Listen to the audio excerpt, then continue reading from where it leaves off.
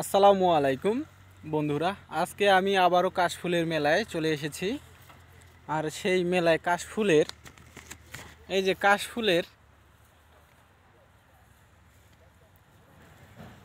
কাশফুলের আমি আপনাদেরকে একটা কবিতা লিখছি। এই কবিতা আমি শোনাচ্ছি।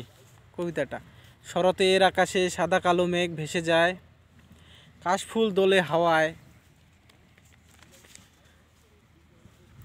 কাশবনে ঢেউয়ে বাজে সাদা সাদা গান, শরতের হাওয়ায় মিশে ওঠে প্রাণের টান, নীলাকাশ জুড়ে সাদা তুলোর ছায়া, কাশফুল দোলে মনে আনে অদ্ভুত মায়া, প্রেমিক হৃদয় খুঁজে নেয় আপন ছায়া, কাশবনের ভেতর জমে প্রেমের মায়া, পথের ধারে নদীর তীরে অগণিত কাশ, শুভ্রতার মেলায় জাগে শান্তির আশ,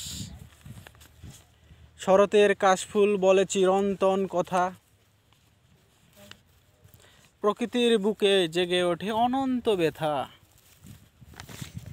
ধন্যবাদ। কেমন লাগলো অবশ্যই কমেন্টে জানাবেন এবং এই কাশফুলের মেলায় ঘুরতে আসবেন।